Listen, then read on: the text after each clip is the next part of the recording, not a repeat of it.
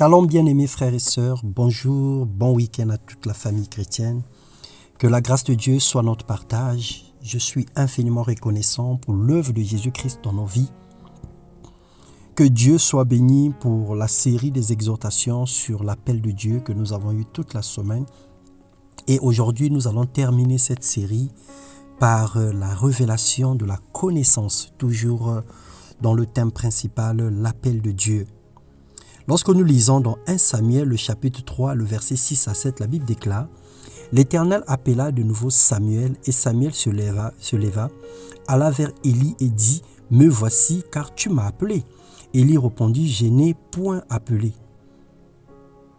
Mon fils, retourne te coucher. » Samuel ne connaissait pas encore l'Éternel, et la parole de l'Éternel ne lui avait pas encore été révélée. Lorsque nous faisons la méditation de cette histoire, nous nous rendons compte que Samuel a écouté la voix de Dieu à 3 reprises. Mais la Bible précise que Samuel ne connaissait pas encore Dieu. Il n'avait pas encore la révélation de la connaissance de Dieu et du coup la voix de Dieu lui a paru comme étant étrange. Dieu dit aussi dans Romains 8, « Et ceux qu'il a prédestinés, il les a aussi appelés. Et ceux qu'il a appelés, il les a aussi justifiés. Et ceux qu'il a justifiés, il les a aussi glorifiés. » Le Seigneur connaît ses serviteurs dès le sein maternel. Nul ne devient serviteur par ses propres efforts, ni après une formation biblique. Jérémie 1, la Bible déclare que je te connaissais quand tu étais encore une masse informe dans le sein de ta mère. Donc le Seigneur nous a prédestinés, il nous connaît. Il sait qu'est-ce qu'il a investi à l'intérieur de nous. Il sait la mission qu'il a confiée à tout un chacun. Il sait exactement là où il est en train de nous emmener. Peu importe le concours des circonstances, peu importe toutes les situations que nous pouvons rencontrer, le désespoir, peu importe tout ce que nous pouvons croiser sur notre chemin. Mais il est important de savoir une chose, pour accomplir véritablement l'œuvre de Dieu, après avoir été conscient que nous avons été choisis, désignés ou appelés, il faille avoir la connaissance de Dieu et de sa parole dans son exégèse, mais aussi l'interprétation de la parole révélée par le Saint-Esprit. Samuel, après avoir fait cette expérience de l'immaturité ou de la méconnaissance de Dieu, une fois qu'il a su qu'il était l'Éternel Dieu qui lui parlait, Samuel a changé son comportement. Il a commencé à laisser l'Esprit lui parler. Il a commencé à rentrer dans l'intimité avec Dieu. Et donc aujourd'hui, si le Seigneur nous appelle, le Saint-Esprit doit emmener l'interprétation du plan de Dieu dans notre cœur.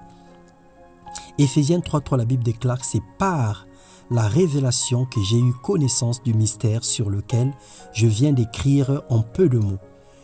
En les lisant, vous pouvez vous représenter l'intelligence que j'ai du mystère de Christ. Paul a bien souligné que c'est par la révélation que j'ai eu connaissance du mystère sur lequel je viens d'écrire.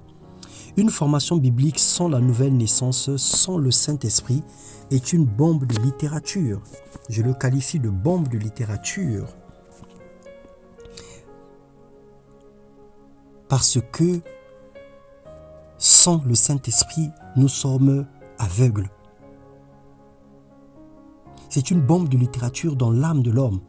Cette connaissance fait enfler d'orgueil et elle finira par tuer. Et nous voyons le cas de Nicodème dans Jean 3.3.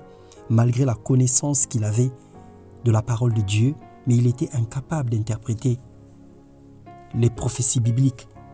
Et Jésus lui a répondu, si quelqu'un ne naît d'eau et d'esprit, il ne peut voir le royaume.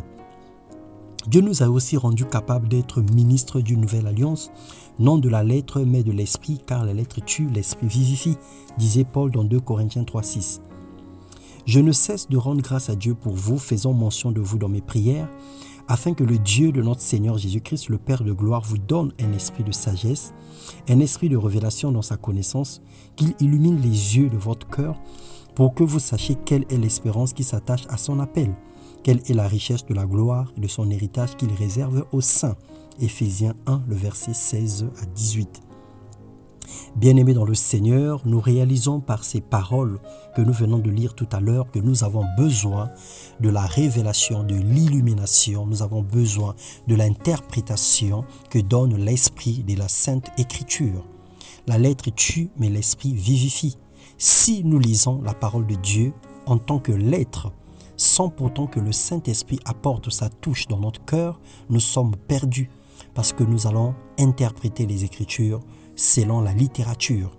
Le Seigneur nous emmène aujourd'hui à connaître une clé importante en tant que serviteur, en tant que servante.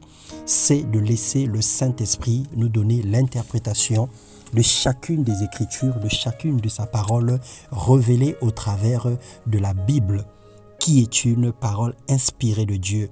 Mais sans le Saint-Esprit, nous ne pouvons rien faire. Parce que lui seul nous fortifie. Il était venu pour nous consoler, pour nous enseigner toutes choses, pour nous conduire dans la vérité. Le Seigneur nous dit aujourd'hui, ajoute à la connaissance que tu as la grâce du Saint-Esprit. Demande-lui de t'éclairer, d'ôter les écailles de tes yeux, de te conduire et de te donner l'interprétation de chaque parole que tu médites. Que le Seigneur nous bénisse, qu'il nous souhaite qu'il nous donne d'avoir un excellent ministère, de le servir de tout notre cœur selon son plan et selon sa volonté, dans le nom puissant de Jésus-Christ. Amen.